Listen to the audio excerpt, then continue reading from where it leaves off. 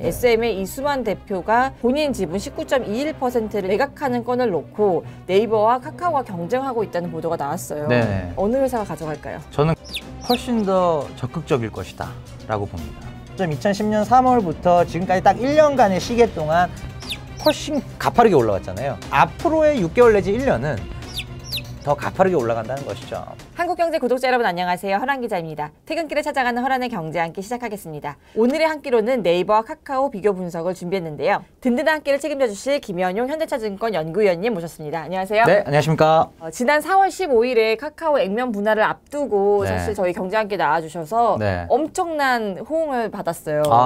경제 한 끼 시작한 지 2달 다 되어가는데 네. 역대 최고 뷰인 85,000뷰를 기록했습니다. 네. 감사합니다. 감사합니다. 10만에 약간 못 미쳤네요. 또 이렇게 목표를 또 높이 네. 해주시네요. 15,000분만 더 도와주십시오.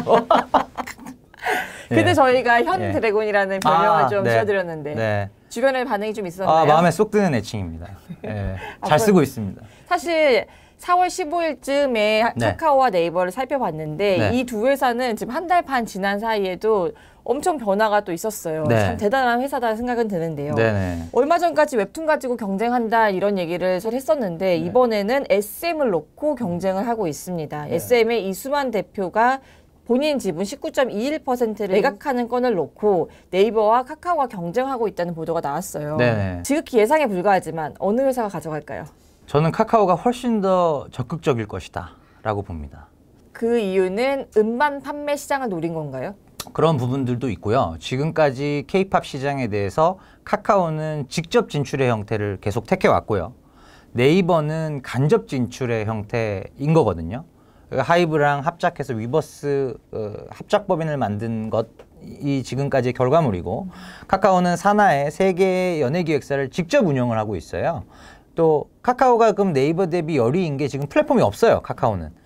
그러면 SM을 가져가서 카카오가 NC소프트랑 어느 정도 지금 협업 관계에 있다 보니 NC의 유니버스 붙여버리면 이제 위버스의 대항마가 될 수 있는 거죠. 한마디로 유니버스 진영 대 위버스의 진영을 그려놓고 그렇죠. 가는 거고 SM 입장에서도 그게 낫겠네요. SM 하이브 입장에서는 붙느니 이쪽 반대편에 붙는 게 낫나요? SM 입장에서는 사실 상관이 없습니다. 그래요? 네. 그러니까 그래요? 더 좋은 플랫폼에 가면 되죠. 굳이 따지자면은 SM 아티스트들은 위버스에 입점하길 희망하겠죠? 더 큰데, 더 안정적인데. 크니까요. 훨씬 안정적이고 BTS 때문에라도 이용자 수가 늘어날 개연성이 높은 플랫폼이잖아요. 또 해외 아티스트들도 이미 5팀이나 입점을 해 있고, 그리고 이타크 홀딩스 밑에 있는 아티스트들, 뭐 저스틴 비버나 아리아나 그란데나 이런 분들도 가능성은 있으니까요. 여러모로 트래픽이 더 많이 일어날 것으로 예상되는 위버스 쪽을 희망할 수도 있지 않을까라는 생각이 드는데, 그걸 차치하고 보더라도 네이버는 이미 SM에 작년 8월 달에 계열회사 지분 투자를 해놨어요. 1,000억. 일본 자회사에 투자한 거죠? 네, 맞습니다. 어디다 투자한 거예요? SM EJ 플러스라고 하는 SM 저펜에서 이제 분사된 회사고요. 그 팬클럽 운영이나 이런 것들 전문적으로 일본 내에서 그러면 이제 K-팝 팬덤 관리하고 이런 쪽으로 특화되어 있는 자회사를 하나 신설을 했었고, 거기에 400억을 포함해서 다른 계열사 2군데 더 해서 이제 한 총 1,000억 정도를 지분 투자를 해놨기 때문에 네이버 입장에서는 내가 제페토를 통해서 하이브, YG, JYP로부터는 지분 투자를 받았고, 그리고 SM은 내가 직접 1,000억을 자회사는 아니지만 밑에 계열회사에 내가 1,000억을 해놨기 때문에 빅4 엔터사는 다 우리 편이다라는 생각을 하고 있을 겁니다. 그런 상황에서 때문에 덜 적극적일 수 있다. 물론 적극적일 거예요. 왜냐면 카카오가 여기서 SM만 쏙 빼가면 SM이 마켓쉐어가 20%예요. 음반 판매 시장의 마켓쉐어가 20%. 20%입니다. 갑자기 20% 진영을 쏙 빼간다 그러면 어디가 1,000억 내가 줬는데 이렇게 될 수 있는 거죠. 그래서 사실은 예측 굉장히 힘들어요. 네이버 입장에서 본다면 카카오를 한 1년 전까지만 해도 열심히 하는 2등 친구, 전교 2등, 열심히 하는 전교 2등, 난 전교 1등이고 이거 열심히 하네, 카카오 너도 힘내, 이거였는데 갑자기 카카오가 찾아오더니 뭐 이제 공동 1등 아니야? 맞아. 너나 나나 뭐 전교 학교 대표다. 심지어 투자자 사이에서는 카카오가 1등이에요. 그럴 수도 있습니다. 카카오가 밸류에이션 이렇게 높다고 말씀드려도 여기서부터 시작이다라고 하시는 분들까지 있어요. 그러니까요. 그러니까 네이버 입장에서는 이제 어떻게 보면 약간 자존심 문제일 수도 있고, 아니면 실질적으로 콘텐츠 플랫폼에서 가져가는 전 세계적인 이용자 수는 네이버가 2억 3천만 명이고 카카오가 4천만 명 미만이어서 체급 차이가 많이 나요. 근데 어찌됐건 이제 이거를 매출로 환산하고 또 이익을 뽑아내는 능력에서 카카오가 또 우위에 있다 보니까 비슷한 거 아니야? 이렇게 돼버리는 거죠. 그럼 이제 네이버 입장에서는 절대 비슷하지 않은데 안 되겠어. 문피아 우리가 인수해야겠어. 그 같은 논리로 SM도 원래는 그냥 직접 운영은 별로 생각 없으니까 뭐 이렇게 하려다가도 카카오가 산다고? 안 돼. 그러면 우리가 베팅. 그렇죠. 예, 이렇게 갈 수 있다는 거죠. 시장에서는 견제가 또 필요하니까. 예. 참 재밌네요. 이 둘의 관계는. 예. 지금 뭐 거의 다 얘기해 주셨네요. 예, 전쟁이에요, 전쟁. 예. 저는 전쟁이라고 표현을 하고 싶어요. 네, 이제 네이버는 BTS의 하이브랑 합작 법인으로 위버스를 만들었는데 네. 이 위버스에서 가장 집중적으로 봐야 될 건 뭘까요? 일단은 위버스의 향후 성장에 있어서 핵심 포인트는 입점 아티스트 수의 증가. 뭐 양과 질을 둘 다 보시면 좋겠죠. 그게 첫 번째고, 두 번째는 지금 앨범이나 음원 판매는 아직 위버스 플랫폼으로 안 들어와 있어요. 위버스를 통해서 매출이 일어나는 거의 대부분이 뭐냐면 디지털 콘서트에 대한 그 티켓 구매, 굿즈 구매, 방탄 오빠들 나오는 이제 동영상 컨텐츠, 예능 같은 거 올라오잖아요. 그거 다 돈 주고 사는 거 아니겠습니까? 그런 것들에 대한 구매, 요것들이 대부분이고, 앨범, 음원에 대한 부분들은 사실 위버스에 가서 뭐 사진 않잖아요. 그 부분을 얼마나 빠르게 내재화할 수 있느냐. 사실 내재화하려면 하이브가 내줘야 되는 거잖아요. 하이브 안 내줄 것 같은데요? 입장에서는 JV 성격으로 바뀌었고, 위버스 플랫폼하고, 또 이거는 이제 제 소설이에요. 네. 네이버가 자체적으로 바이브라는 음원 플랫폼을 보유하고 있잖아요. 그러니까 지금 음원 플랫폼하고 이 K-팝 플랫폼하고 뭔가 상호 시너지를 찾든가, 네, 그런 류의 액션들이 충분히 나올 수 있다는 거죠. 이런 상황에서 서로 막 경쟁 관계 이건 아닌 거네요. 네이버와 하이브는 최소한 JV가 설립됨으로써 경쟁보다는 협력을 택했어요. 네. 카카오 산하에는 아까 말씀하셨지만 세 개의 엔터사를 갖고 있잖아요. 네. 스타쉽, 플레이엠, 크래커. 네. 여기에 이제 SM까지 들어오면 네. 이제 폭발적인 시너지를 내는 거고. 그렇죠. 아니면 어떻게 되는 거예요? 사실은 이제 카카오의 K-팝 관련된 전략은 현재 그 세 개의 엔터사 다 합쳐봐도 음반 판매 시장 점유율이 5%밖에 안 돼요. 그래서 카카오의 K-팝이라고 해서 우리가 사진을 딱 찍어보면은 음반 판매량 시장 점유율 5%, 그리고 플랫폼은 없음. 이게 끝이에요. 하지만 아이유는 있음. 아이유, 몬스타엑스 있음. 이렇게 되는 건데, 그러면은 지금 카카오 입장에서는 음반 판매 점유율도 많이 늘려야 되고 플랫폼에 대한 어떤 노출도. 그래서 4월 1일자로 멜론 계정하고 유니버스 계정을 연동시킨 겁니다. 카카오의 자회사로 분사한 멜론 컴퍼니랑 NC소프트 계열의 유니버스를 계정 연동만 한 계정 겁니다. 연동. 예, 플랫폼을 합치진 않았고요. 그냥 이제 멜론 계정 거 아니에요? 그걸 모르겠어요. 그거 이제 뭐 제 어떤 시나리오 중에 하나인데, 그러니까 어느 날 갑자기 NC소프트가 저녁 6시 넘어서, 보통 그런 공시들은 6시 넘어서 하잖아요. 유니버스 물적 분할. 오. 예를 든 거예요. 그런 식으로 나오면 이거는 이제 멜론 컴퍼니랑 뭐 하겠다. 예, 폭풍 전야인 거죠. 네이버 하이브 진영에 대항하려면 NC 혼자서도 당연히 어렵고 카카오 혼자서도 지금 힘이 없어요. 근데 이 둘이 합쳐서 멜론과 유니버스를 뭔가 조금 더 강한 수준으로 연동을 하면, 왜냐면 이게 말이 되는 게, 멜론 입장에서도 보면 지금 음원 플랫폼들 보십시오. 유튜브 뮤직, 바이브는 경쟁사는 아니죠. 플로, 지니뮤직 쫙쫙 치고 올라오니까 4년 동안 점유율이 50에서 34로 빠졌어요. 엄청나게 네. 시장이 줄었네요. 네. 그러니까 이게 밸류에이션을 못 받는 거예요. 그럼 멜론 컴퍼니 입장에서도 우리가 일단은 분산은 했는데, 이거 가지고 뮤직 인더스트리에서 우리가 한 획을 그어야 된다. 그러려면은 저는 유니버스와의 어떤 합작법인 설립을 포함해서 여러 가지 방안이, 또는 아니면 가장 유력한 게 카카오 엔터랑 다시 합치는 거. 다시 합친다? 왜요? 네. 카카오 엔터가 지금 올해 1조 매출에 700억 영업이익이고요. 멜론이 5천억 매출에 700억 영업이익입니다. 근데 멜론의 700억 이익에 대해서는 멀티플을 되게 낮게 주려고 할 거고요. 카카오 엔터의 700억 이익에 대해서는 되게 높게 주려고 하는 경향이 있어요. 근데 카카오 엔터는 모수가 작죠. 700억밖에 안 되기 때문에 곱셈 해봤자 큰 숫자 안 나오는 거고요. 멜론은 700억이나 벌지만 너무 낮은 숫자를 곱할 거기 때문에 합치자. 우리 1,500억 번다. 근데 뭐 하는 회사세요? 하면 웹툰 회사입니다. 맞잖아요. 근데 네. 음원도 합니다. 그러니까, 음원도 합니다는 굳이 안 해도 되는 말이니까. 네, 우리 웹툰 회사입니다. 매출액은 1.5조고 올해 이익이 한 1,500억 되고요. 내년에 한 2,000억 가까이 나올 것 같아요. 그만큼 웹툰의 밸류레이션을 시장에서 훨씬 높게 보니까. 네, 훨씬 높게. IP가 있으니까. 그럼요. 네. 이제 콘텐츠로 넘어가서요. 네네. 연구위원님께서 최근에 네이버 목표가를 50만 원에서 55만 원으로 상향 조정을 네네. 하셨는데 네. 그 이유가 콘텐츠 때문이에요. 네. 콘텐츠의 사업 가치를 기존 7조 원에서 네. 15조 원으로 상향하셨는데 이렇게 2배 넘게 상향할 만한 이유가 있었나요? 이유가 많았죠. 그래서 8조를 제가 올린 건데 8조를 올린 건데 웹툰의 경우에도 기존에 한 5조 정도 보던 거를 10조로 올렸습니다. 그러니까요. 네, 왜냐하면 일단 거래액의 성장 추세를 감안해서 뭐 똑같이 내년 거를 반영해도 내년 숫자 자체가 올라와 있는 부분도 하나 있지만 또 하나는 시장에서 멀티플이 올라갔어요. 카카오 같은 경쟁 사업자들이 피코마를 통해서 지금 멀티플을 거래액 대비 막 한 7, 8배까지 받아버리니까 그럼 네이버도 6배 이상은 무난한 거 아니냐. 기존에 4, 5배를 줬던 걸 이제 6배 주니까 거기서 5조 보던 게 10조가 늘었고요. 그러니까 PQ가 다 늘어난 겁니다. 그렇네요. 그래서 10조가 됐고 나머지 이제 3조는 어디서 늘어난 거냐면 이제 제페토 같은 경우도 엔터사 투자 받았을 때 1,500억이었어요. 밸류가. 근데 지금 뭐 제페토의 활성 이용자 수만 보더라도 로블록스 대비 5% 정도 수준이고 그러면 그거대로 보면은 한 2조. 로블록스가 1년 만에 4조에서 30조가 됐어요. 그러니까 그것만 적용해도 사실 1,500억에서 7배면 1조.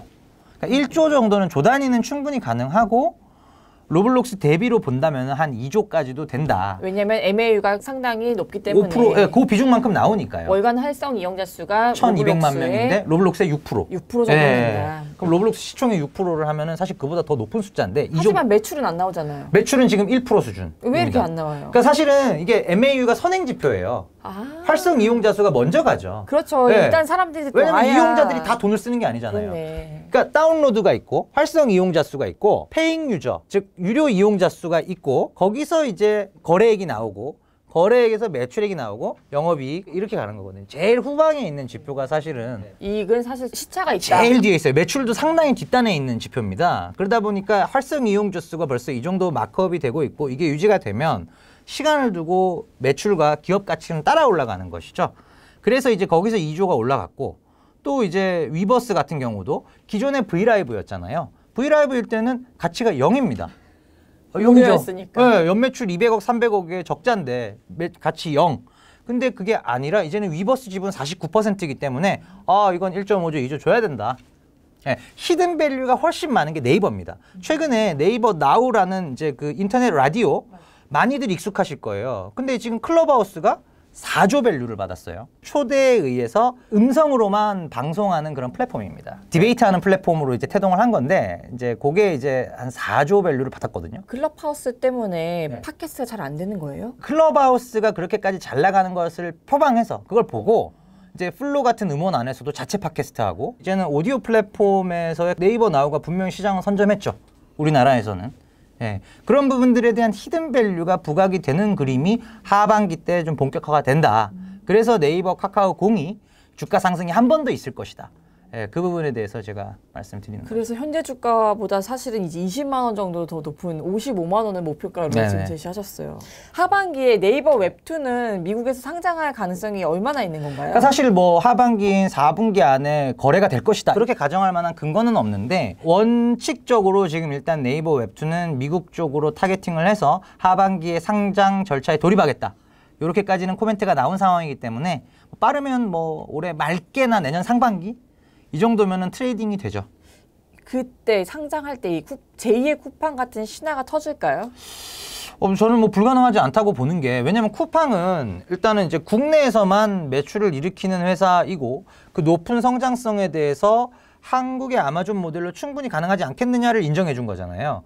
쿠팡이 저 정도 지배력이라면 쿠팡 플레이도 잘 될 것 같고 쿠페이도 잘 될 것 같고 다 잘 될 걸 가정해서 지금 밸류에이션에 녹여놓은 건데 네이버는 매출의 한 20, 30%만 한국이고요. 다 글로벌입니다. 그것도 다 일본 일변도도 아니고 일본이 또 한 35% 정도 되고 아시아 20%, 미국 유럽 10%. 근데 미국 유럽 10%는 다 늘겠죠, 이제는. 예. 활성 이용자 수는 이미 먼저 가 있거든요. 매출이 따라 올라가고 매출이 다변화되면서 구매력이 높은 미국 유럽 쪽에서의 디지털 코믹스 시장이 개화되는 그런 부분에 대한 베팅과 리레이팅. 저는 충분히 동일 매출 대비로 어떤 레이팅, 그 멀티플로 봤을 때는 쿠팡보다 덜 받을 이유는 전혀 없다. 이렇게 보고 있습니다. 연구위원님께서는 카카오의 엔터 사업 기업 가치 역시 20조 원으로 큰 폭으로 상향 조정은 하셨는데 네. 목표가는 상향 조정 안 하셨어요. 카카오요? 네.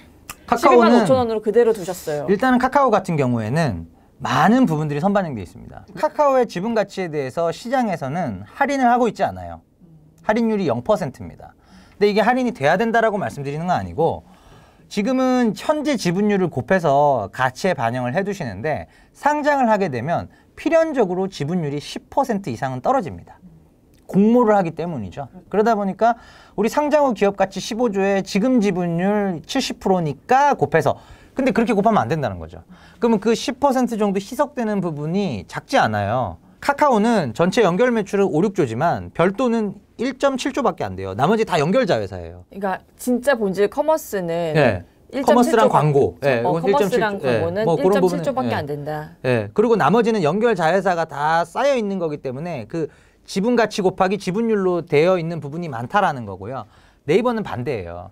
전체 매출이 6조면은 별도가 5조예요. 그러니까 요 1조 갭만 이제 있는 거고 지분율도 다 네이버가 거의 들고 있죠. 그래서 상대적으로 이제 카카오가 네이버에서 하지 않는 여러 가지 사업들, 뭐 모빌리티 서비스라든가 인터넷 전문은행이라든가 또 뭐 암호화폐랑도 연관성이 높고요. 시장에 어필이 잘 돼서 네이버랑 시가총액이 3조까지 붙었어요. 3, 4조까지. 쭉 잘 치고 올라온 부분은 당연히 우리가 인정을 해줘야 되는 부분이고요. 인터넷 섹터 자체는 계속 뭐 온고잉하게 저는 우상향으로 봅니다. 다만 이제 기울기의 속도가 좀 2010년 3월부터 지금까지 딱 1년간의 시기 동안 카카오가 훨씬 가파르게 올라왔잖아요. 그럼 이제 앞으로의 6개월 내지 1년은 네이버가 더 가파르게 올라간다는 것이죠. 실제 카카오는 이제 액면 분할 이후에 주가가 좀 내렸다가 다시 또 올라갔어요. 그렇죠.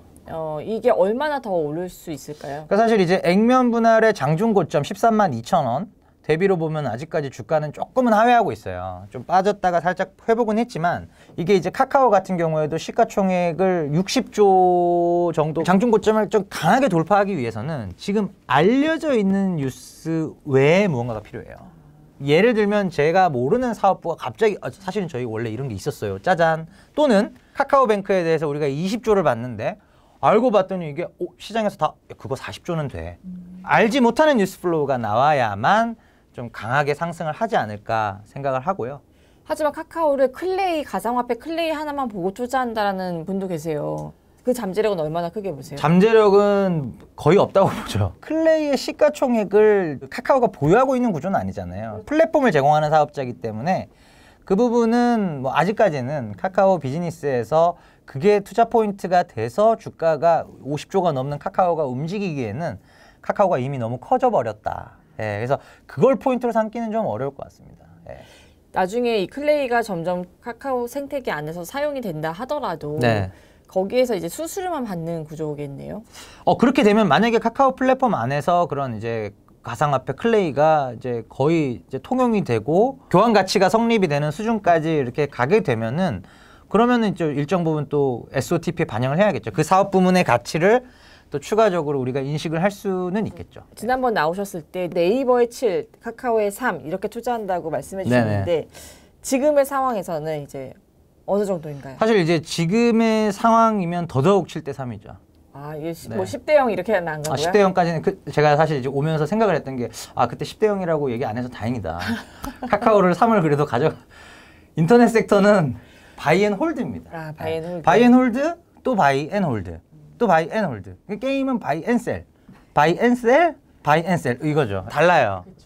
그래서 7대 3. 조금 공격적으로 하신다면 뭐 8대 2도 가능한데. 그 정도로 네이버의 하반기 상승을 좀 좋게 보시는 거네요. 왜냐면 못 갔잖아요. 못 갔어요. 상대적으로 많이 못 갔고. 그러니까 네이버 주가가 올해 괜찮았었던 구간이 라인야후 합병했을 때랑 쿠팡 상장했을 던 1분기입니다.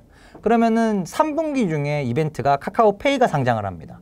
그러면 경쟁사인 네이버 파이낸셜, 네이버 금융사업의 가치가 부각이 되고 4분기 때는 말씀드렸던 그 엔터, 웹툰 쪽에서의 상장 모멘텀 이런 것들이 이제 붙어 있기 때문에 네이버 쪽에 뭐 70% 이상 비중을 실어 두시면 좋은 결과가 있지 않을까라는 생각입니다. 향후에 이 둘 회사의 경쟁 관계에서 관전 포인트는 뭘까요? 일단은 해외로의 확장 가능성입니다. 가장 중요하게 보셔야 되는 게 국내는 이제 네이버, 카카오가 이미 장악 다 끝났어요. 커머스, 콘텐츠 이 4개 중에서 콘텐츠가 해외 확장이 제일 쉬워요.